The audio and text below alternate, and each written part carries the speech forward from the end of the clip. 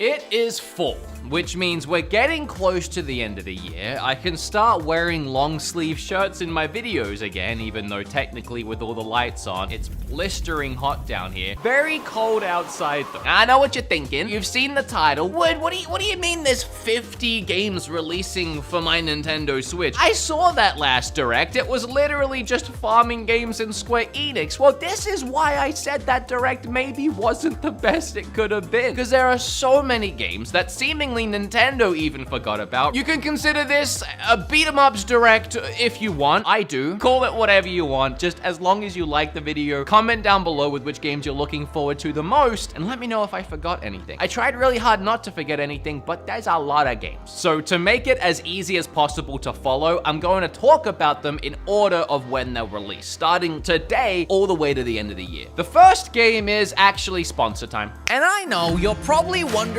two big things right now as you watch this video. One, how am I going to afford all of these games? And two, did his shirt just change? And the answer to both those questions can be solved with honey. Well, I guess not so much the shirt thing, but the money thing. This video is sponsored by PayPal Honey, and I can't tell you how much money I save using Honey almost every day. But what is Honey? It's only the #1 shopping tool in America. It's a little button that sits at the top of your browser, and then whenever you're shopping on websites online that you would be shopping on anyway, you forget it's even there, it'll pop up and ask you, hey, how would you like me, a little robot thing, to go about and find all the coupon codes possible online and apply them all at checkout to find the ones that'll save you the most amount of money possible? And I always say, yes, honey, thank you. I appreciate that. I love you. It is so stupid easy to get Honey. It installs in like 2 clicks, and then it's just there forever. When I was setting up this new studio space, the lights that I brought, it saved me like $50 on those. So if you want to support this channel, it's as easy as clicking the link in the description or going to joinhoney.com/beatemups and getting Honey for free, and then just start saving money. And I look forward to saving money when I buy a bunch of these games that are coming out. Speaking of, here's the next one. So these videos take a lot of work to edit, and depending on how long it took Zach to put it all together, Overwatch 2 might actually have already been released. Now, even as someone who really enjoyed Overwatch back in the day, and also when it finally came to Switch years later, I'm a little confused with how this second installment works for the Switch, but also in general. We know it comes out on October 4th, and it will introduce new heroes and gameplay experiences, but I don't think it's technically a full new game release. I think it's replacing the original game and acting more like a relaunch than a sequel. It's probably out now, so go find out. Easily one I am most excited about, Nier Automata The End of Your Heart Edition is launching on Nintendo Switch October 6th. It's the award-winning post-apocalyptic action RPG. It sits most firmly in the hack and slash genre, but the game isn't afraid to mix it up with bullet hell, top-down side-scrolling, and just about everything the game can throw at you while you explore the open world and experience the incredible story. It's one of my favorite games of all time. I really love hack and slashes. You have to check it out. No Man's Sky finally releases on Switch October 7th. And I don't know how the console is going to handle this one. I've been playing it on my Steam Deck, and even on here, it runs a little rough. If you've heard of No Man's Sky, you've probably heard it was just about one of the biggest disappointments in gaming history. But that was 2016. I know, we're all getting very old. Believe it or not, over the last 6 years, the dev team has poured so much love, fixes, extra content, and so many quality additions to this package, all for free, to get the game up to the standard that was expected and beyond, and they have succeeded tenfold. I started this game recently, actually, and it is so much fun. I can't wait to take it on the go. Nickelodeon Kart Racers 3. Now, bear with me here, a little convoluted. This one, I believe, is a follow-up to Nickelodeon Karts 1 and 2. So, obviously a Mario Kart clone, but with SpongeBob, Garfield, TMNT, Avatar, Invader Zim, Rocco Modern's Life, and okay, maybe I'll play it. Question is, will this be a better Garfield Kart Racer than Garfield Kart itself? Hopefully. That game wasn't good. A Plague Tale was easily my favorite 2019 sleeper hit. I played it on my Xbox, and the stunning visuals, gripping story, likable characters, and stealth gameplay had me hooked from start to disgusting finish. I am so happy there's a sequel, but I will probably continue my adventure on Xbox as the Switch version is a cloud release, meaning the game will be streamed to your console as you play, and my experience with cloud gaming on the Switch has not been the best. I'm still glad the option is here for people that do want to experience it this way. Our first exclusive game in the list, and easily one that I am most excited for, Mario & Rabbids Sparks of Hope. It's a sequel to the surprise hit Kingdom Battle. This interesting Ubisoft cross-Nintendo collaboration sees the Rabbid characters join forces with classic Mario characters in strategic gameplay and wonderfully animated cutscenes. Also, I'm just now realizing this, but Mario on the cover looks a lot like Peter Quill on the cover of Guardians of the Galaxy.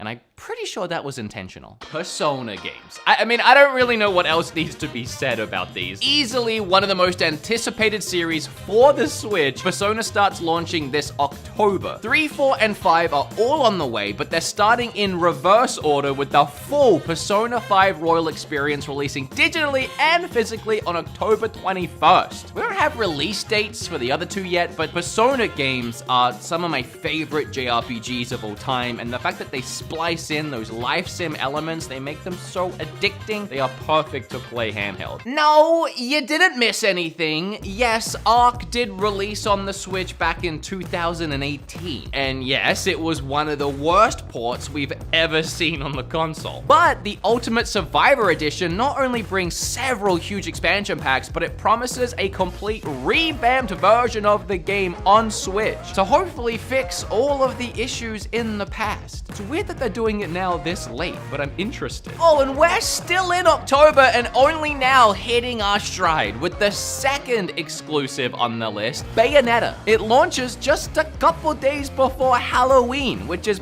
perfect. Our favorite hack and slash queen has been through quite the trilogy of games, and now the odds seem stacked against her as she fights to save the world with a familiar cast of characters and one new punk girl who I kinda like. And yes, it's a little bit because she looks like you. Oh, and speaking of Halloween, launching the same day as Bayonetta, we have Resident Evil Village. And even scarier than all the zombies and creatures in that game, it's also a cloud release. Yeah.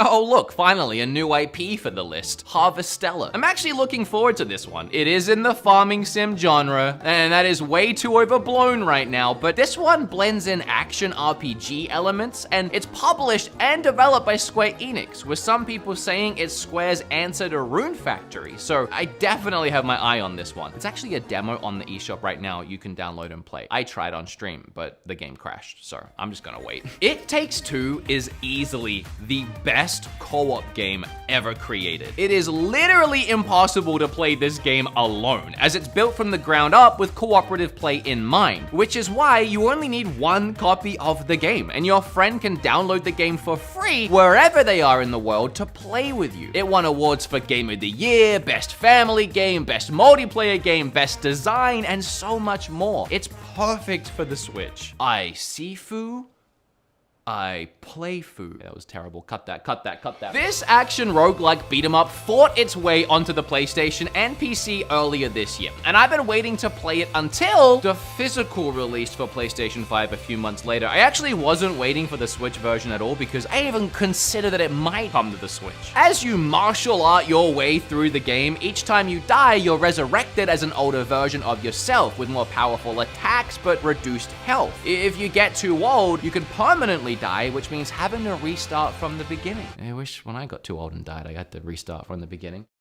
Oh boy, a lot of Sonic fans' hopes and dreams lie in Sonic Frontiers. A bold new adventure from Sonic Team in what looks like Sonic meets Breath of the Wild. And by meets, I mean it's literally if you put Sonic into Breath of the Wild. It's an open zone game, and honestly, we're just gonna have to wait to see how this one turns out, but it is coming very soon. Tactics Ogre Reborn is based on the 2010 release, but with improved graphics, sound, and updated game design. It's one of the many Square Enix games on the way this year, and it seems like they want to go all out on this remake. Whew. coming in hot with the Pokemon Scarlet and Violet. I am actually very excited for these. The new Pokemon games drop in just a matter of weeks. It honestly doesn't feel that long since Sword and Shield, and we only had Arceus earlier this year, but here we are already getting excited for brand new Pokemon, a brand new adventure, a Pokemon game doing things we've never seen a Pokemon game do before. It has co-op multiplayer, and it's boasting itself as an open world game. I have so many questions about this release, and I cannot wait.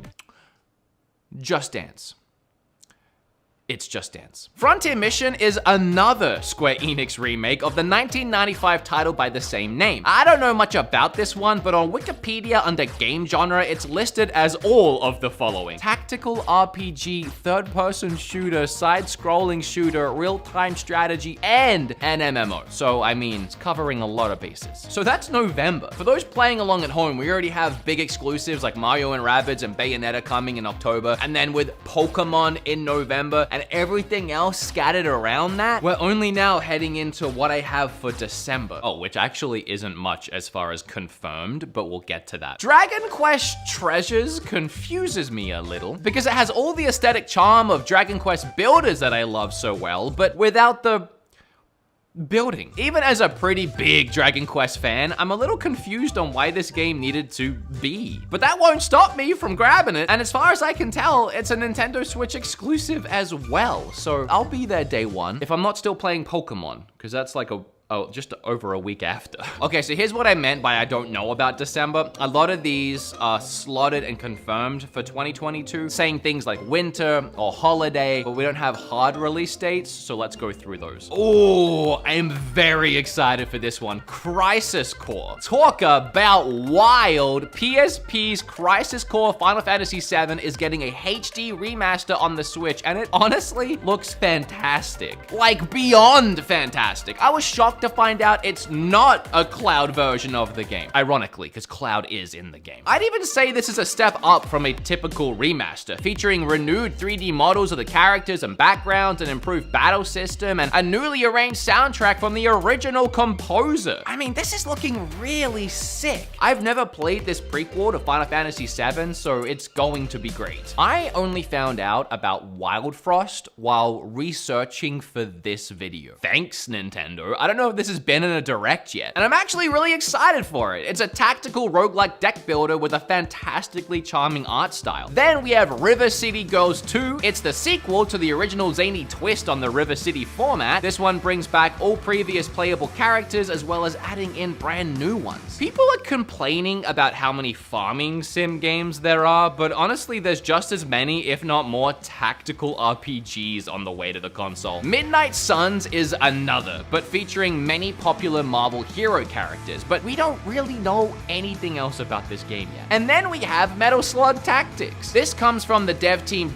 .emu, which is the same team that made the recent Shredder's Revenge and Streets of Rage 4. Now they're taking a shot at the Metal Slug series, but twisting up the genre. They've really nailed the classic pixel art and animations the series is known for. All right, if you haven't heard of this next one, bananas. It's My Hero Academia if it was a battle royale. It's called Ultra Rumble. And I know what you're thinking, but I guess it kind of makes sense. Some of my favorite episodes of the anime had all the classes from the different schools competing to take each other out and be the last team left, so this is literally just that. I might be crazy, but I'm kind of looking forward to this one, even if it is just a short-lived gimmick. 2 Tomb Raider games are coming to the Switch, and sadly, it's none of the good ones from the main series. Not that these games are bad, but they're spin-off games. Lara Croft and the Temple of Osiris and the Guardian of Light. They're isometric action adventures with a lot of puzzling gameplay that can be played in co-op. And yes, if you're playing along at home still, this is more Square Enix. There's a ton.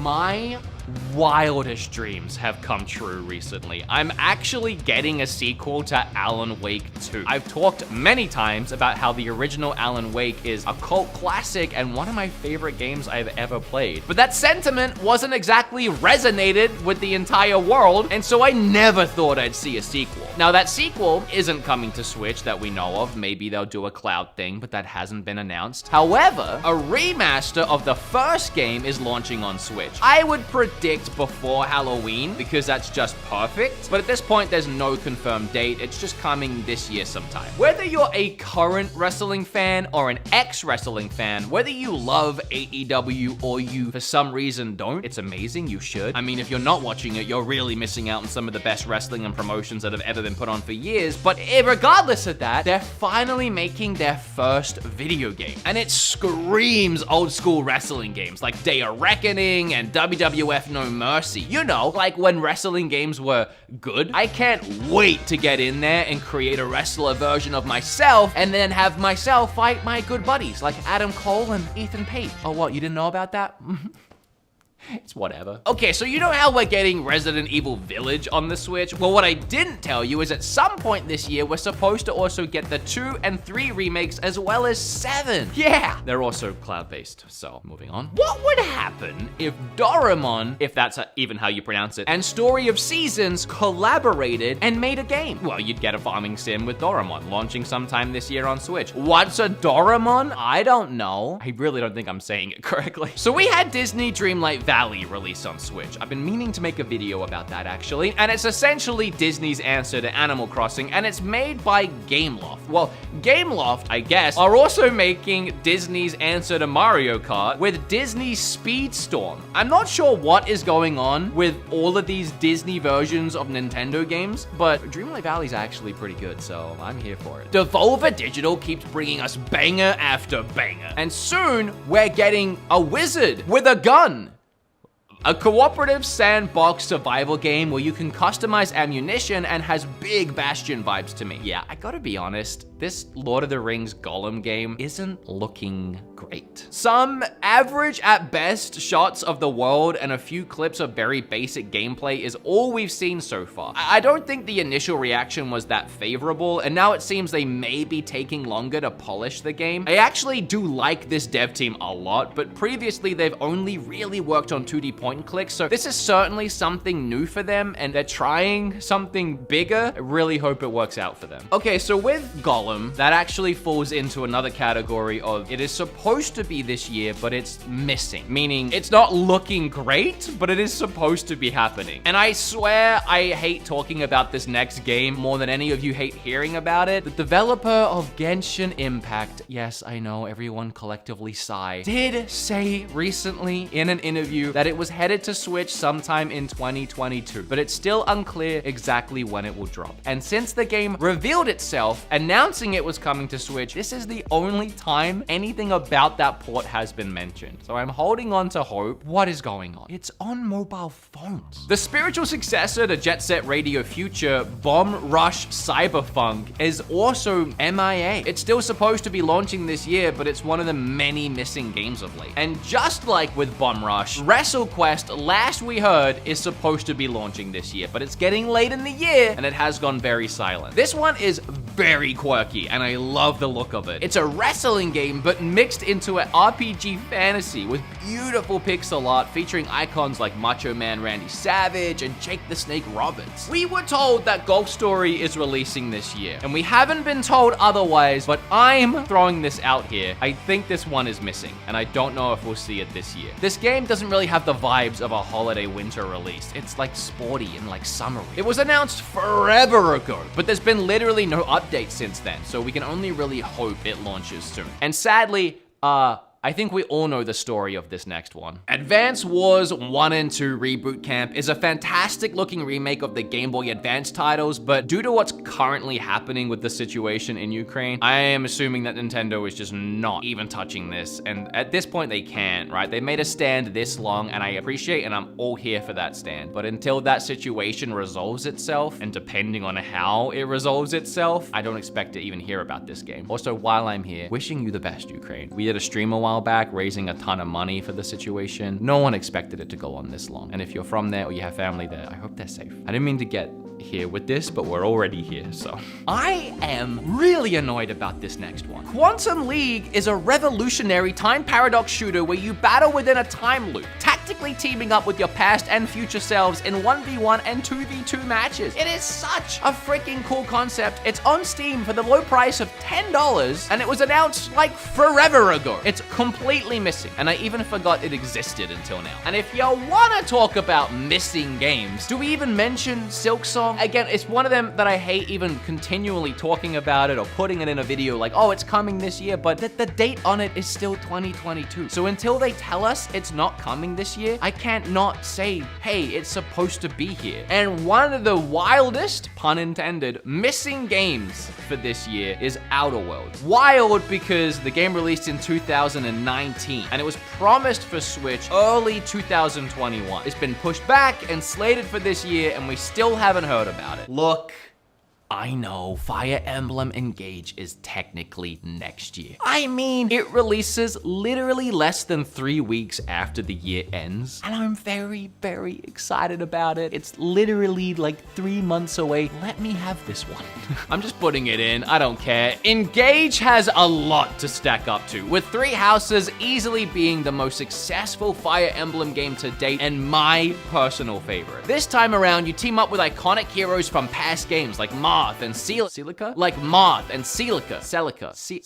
That's my accent. Using the power of emblem rings to add their power to yours. Not only merging appearances, but you inherit weapon skills and more in the classic tactical battle system with a fresh cast of characters. I don't know about you guys, but I think the year is looking pretty stacked. Even if you only want to grab a fraction of these games on the Switch over the next few months, your wallet is still gonna be hurting. Everything from some big exclusives to cool third-party releases. We definitely don't have a lack of games for the Switch. It's looking far more bleak some other places. Not that I'm playing favorites, I'm just saying. Also, yeah, for those that actually want to count it, I think it was 47 games, not 50. 47 in the title, it's just such a random number. I'm just gonna call it 50. Hey, if you found a bunch of games you didn't know about that you're excited to play this year, or if you just enjoyed this video, I really like making these every once in a while to kind of get everyone hyped back up for Switch. I feel like sometimes we get into a little bit of a lull, and I want to keep making content, and I want to let you guys know that, hey, these games are coming and get ready for me to review them. I feel like these get us all a bit more rejuvenated and realizing that things are actually happening, even if it doesn't seem like it because we're not told about it or we just kind of forget.